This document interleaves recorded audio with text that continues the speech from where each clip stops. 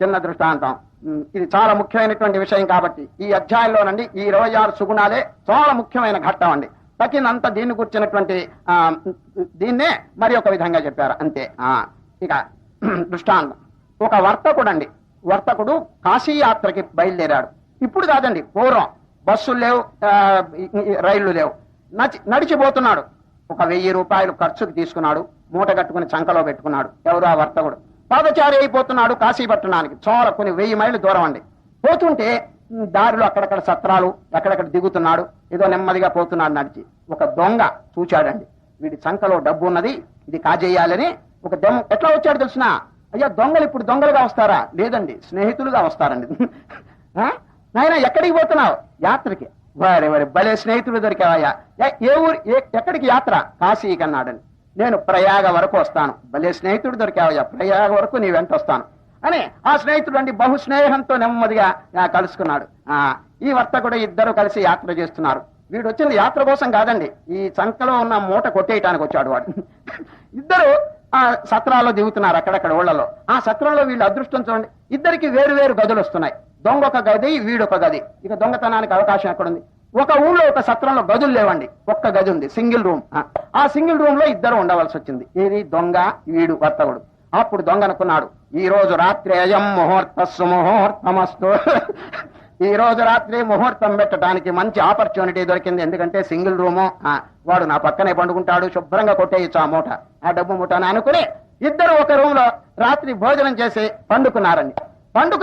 పండుకునేటంత వరకు ఈ దొంగ చూచాడు చంకలో ఉన్నదండి, ఏది? డబ్బు మూట. పండుకునే వరకు ఈ మూట అక్కడే ఉంది వర్తకుడి దగ్గర. అర్ధరాత్రి నిద్రపోయినారు ఇద్దరు. అర్ధరాత్రి దొంగ లేచాడు. ఎందుకు? అసలు పని అదేనండి, అసలు పని అది. లేచాడు, లేచి డబ్బు మూట అంతా చూచాడండి. వాడి చంకలో లేదు, బయట లేదు. తర్వాత పెట్టెలు తెచ్చాడు, వాడి పెట్టింది. ఆ పెట్టెలో లేదు.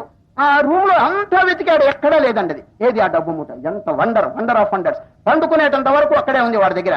పండుకునే 1 గంట నిద్రపోగానే ఎక్కడ అదృశ్యం అయిపోయింది. ఏమిటని ఆ దొంగ ఆలోచిస్తున్నాడు. ఇటువంటి నాక్ ఎక్కడ చూడలేదే, వీడికి ఏదో భలే జిత్తుంది.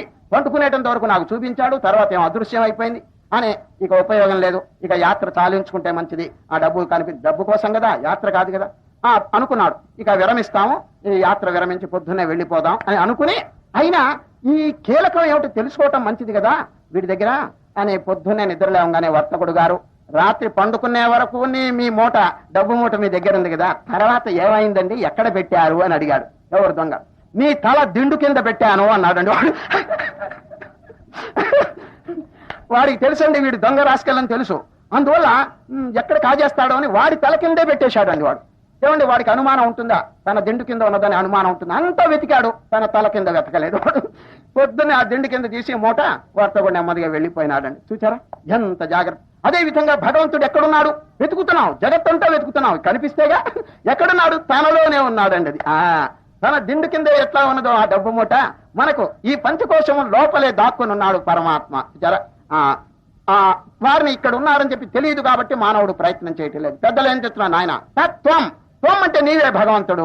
అయినా కొంచెం మనస్సును పవిత్రం చేసుకుంటే లోపల ఉన్న ఆత్మ కనిపిస్తుంది.